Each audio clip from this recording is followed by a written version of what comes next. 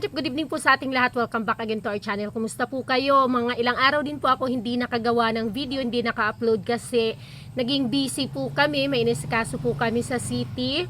Dahil po, excuse me, syempre nag-tax mapping na naman ang BIR.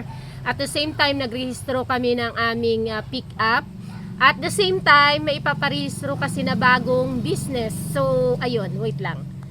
At kung bago ka pa lang sa channel na ito mga ka-antrip at hindi pa nakapag-subscribe, ang pinag-uusapan po natin dito is about po sa motor parts business and accessories, mga konting tips and advice sa medyo nauna-unang mag-put up ng ganitong klaseng business sa karamihan. So, at syempre pa mga ka-antrip, may katanungan dito ang ating isang ka-antrip na what if daw, dahil ito doon sa pag-post ko about sa pagkakaroon ng pag-upgrade ng ating mga motor shop. So motor shop is different po permit from store. Kagaya halimbawa dito sa amin, itong store ay iba po ang business permit nito or DTI permit or BIR registration, at iba rin yung shop kahit na nasa isang establishment lang kayo. Let's say for example, meron kang maintain na mekaniko at may mga customers ka at marami talagang gawa at pag nasilip ka talaga ng LGU ay pakukuhaan sa inyo yan ng different permit. Kaya nga sinasabi ko mga ka-antrip, hindi po pwede na walang parte ang shop or kayo na owner doon sa labor ng mga mekaniko. Provided na halimbawa mayroon kang baguhan ka pa lang, bagong put up, bagong set up, bagong tayo, kaka-start. So sasabihin mo sa nakuha mo mekaniko na para halimbawa may panggasolina ka since na bago pa lang tayo at kukunti pa lang ang customers natin, kagaya dito sa amin, 'di ba? Kaka-open lang namin nung July 20 sa pang third store namin. So ngayon, ang naging ang naging setup sa with mekaniko, naging usapan ay pag hindi siya naka-abot net ng kanyang komisyon, ng kanyang labor na 500, ay hindi babawasan ng 20% na parte ng shop yung kanyang labor. Pero pag lumampas doon ay automatic na kukuha ng parte ang shop na 20%. So ngayon mga ka-antrip, ang tanong ng isa nating ka-antrip, if practical ba na kukuhaan ka agad ng business permit ang iyong repair shop. So, assume natin mga ka-antrip na magtatayo ang ka-antrip natin ng store.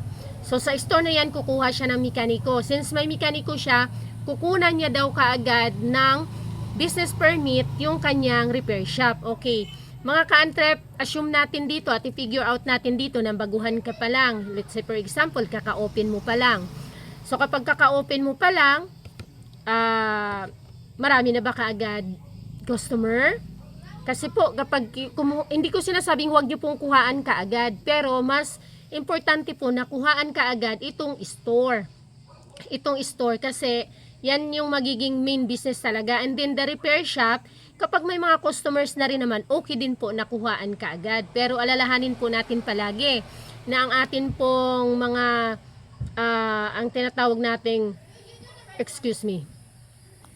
business tax ay taon-taon po yan tumataas. So, doon po nagkakatalo. Halimbawa, ngayon, ang business tax mo is ganito lang, 3,000. Next year, tataas yan hanggang taon-taon.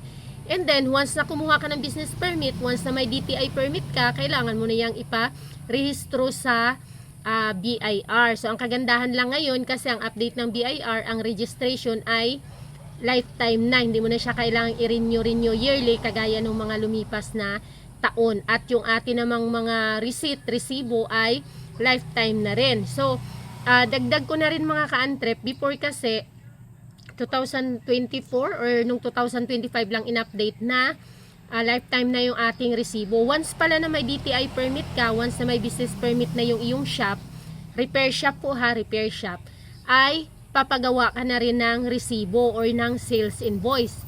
Itong store mo ay ganun din. Meron din yang DTI permit, may business permit, at meron ding COR or Certificate of Registration ng BIR, at kukuhaan or papagawaan mo rin yan siya ng sales invoice. So bale, pag in-applyan mo kaagad yan, ang store mo at ang shop mo, dalawa ang ipaparehistro mo. Dalawa sa Ang DTI mo magiging isa pero different business name. Tapos ay hindi ano ang pinag-uusapan natin dito, hindi ano ba tawag dito? Hindi hindi siya branch, separate business siya. So magiging dalawang DTI mo sa shop mo at sa store mo. Tapos ang COR mo ay dalawa din. Magiging dalawa din ang sales invoice mo.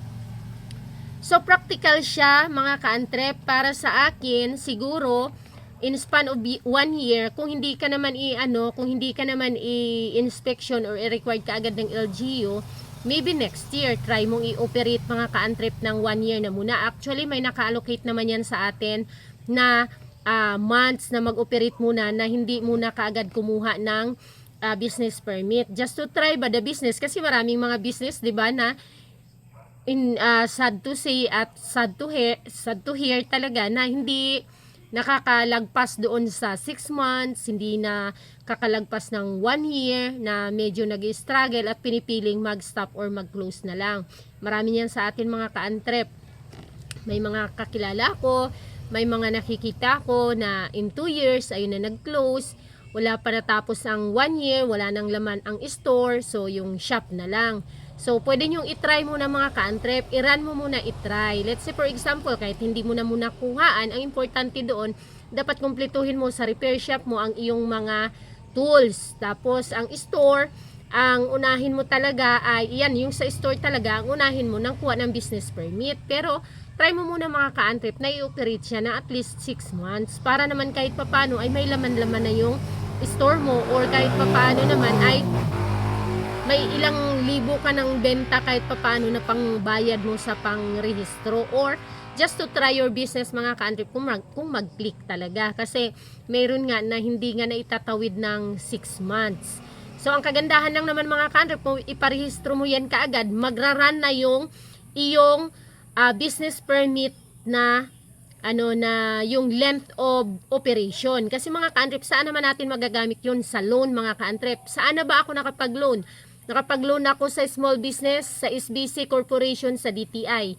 Nakapag-loan na ako sa bangko, pangatlo na ngayon. Ngayong last 2024 at matatapos yung pang third loan ko sa bangko sa BDO sa next year sa August. So, usually kasi mga ka-antrep, kapag nag-loan ka mga ka-antrep, dapat nag-operate na yung business mo at least 2 years. So, yun yung advantage kapag nagpa-register ka naman kaagad ng iyong business. Mabilis yung longevity or ng business operation mo ay mabilis mo mapunuan ng 2 years, which is magiging makakapag-loan ka, kasi isa yun sa requirements sa mga loan mga ka-antrep, yung at least nag-operate ang business mo ng 2 years. So, yun yung advantage at disadvantage mga ka-antrep. Advantage ng iparegister mo kaagad ang iyong shop, ang iyong store, is mag-start na kaagad yung operation, years of operation ng iyong business. Mabilis kang makakapag-loan. Ang disadvantage naman nun mga ka-antrep, what if hindi mo nga siya maitawid doon sa 1 taon? Pag hindi mo naitawid sa 1 taon at kailangan mo mag-close mga ka-antrep, kailangan mo po iyang i-file sa BIR na nag-close ang business mo, pati sa DTI. Hindi yan pwede na wala lang, na nagsara ka lang, kasi magkakaroon ka po ng open case. Once, halimbawa, after 2 years, 3 years, mag-open ka ng business. Kasi may puhunan ka na, may sapat ka ng research, may kaalaman ka na, alam mo na yung gagawin mo, may open case ka, marami kang penalting babayaran doon sa BIR dahil doon sa hindi mo pag-declare of closure doon sa iyong business. At the same time mga ka-antrep, ang disadvantage pa nun, what if kagaya ngayon mga ka-antrep, grabe kabagsak ngayon mga ka-antrep ang bentahan mga ka-antrep. So magrara na yung pagbabayad mo, the next year ay tataas na ang iyong business tax doon sa iyong business, na halimbawa sabihin mo halos wala ka namang talagang kinita, lugi ka pa doon sa iyong first year. Kasi mayroon naman tayo naka-allocate na 6 months. So ang pinaka for me mga ka-antrep, kung hindi ka naman naghahabol talaga doon na makapag-loan ka agad, is patapusin mo ang 6 months to 1 year bago ka magkuha ng DTI permit, business permit, at magpa-register sa BIR. The disadvantage naman mga ka-antrep is yun na nga mga ka-antrep, hindi ka rin makakagawa ng sales invoice. Tapos, kung halimbawa may mga customer ka na kailangan ng official sales invoice, like halimbawa kasi mga company, is hindi mo sila mapagbebentahan kasi kailangan nila ng sales invoice. At requirement doon sa ating pagpapaprint ng sales invoice, ang iyong business permit. Kasama of course doon ang DTI, kasama doon ang business permit, at of course yung ating tinatawag na COR, yun po yung BIR, Certificate of Registration sa BIR. Yun siya. Pag sinabi na may BIR ka ba, so ibig sabihin, nakarehistro ka ba sa BIR? Meron ka bang Certificate of Registration? So, yun lang mga ka-antrep. Nasa sa inyo po kung ano ang mas matimbang. Kung naghahabol kayo na makapag-loan ka agad, dapat makaparehistro ka kaagad. Para mabilis lang ang 2 years, makakapag-avail ka na ng loan sa mga private companies or kahit na sa DTI or kung sa DOST, kung saan man na pwedeng mag-loan mga ka-antrep. Tapos, ang ano lang nun, ang disadvantage, yun nga mga ka-antrep, magbabayad ka na, let's say for example, mahina, tapos, mahina ang kita ng iyong repair shop, kailangan mo magbayad talaga nun at i-renew siya next year. Pagka next year, magre-renew ka. Tapos, what if mga ka-antrep, hindi ka manghingi pa ng parte sa iyong shop kasi nga masyado mong binibigyan ng pabor ang mekaniko or talagang mahina pa kaya sa kanya muna lahat ng pabor. Halimbawa 6 months kayo nag-usap na pag hindi na kaganito, so babayad ka pa rin, magre-renew ka pa rin mga ka-antrep, at ayun, magre-reason ka lang na medyo mahina ang kita, na kung pwede hindi ka muna taasan ang business tax mo the next year kasi every January yung ating renewhan ng mga business permit. So yun lang mga ka-antrep, sana ay nakatulong itong aking input doon sa naging katanungan ni Sir kung practical ba na magpa-register ka agad ng ating mga business or motor shop or repair shop or motor parts store from the time na mag-start ka. Thank you so much. Comment lang po kayo kung meron kayong katanungan na pwede ko mabigyan ng kasagutan. Bye-bye!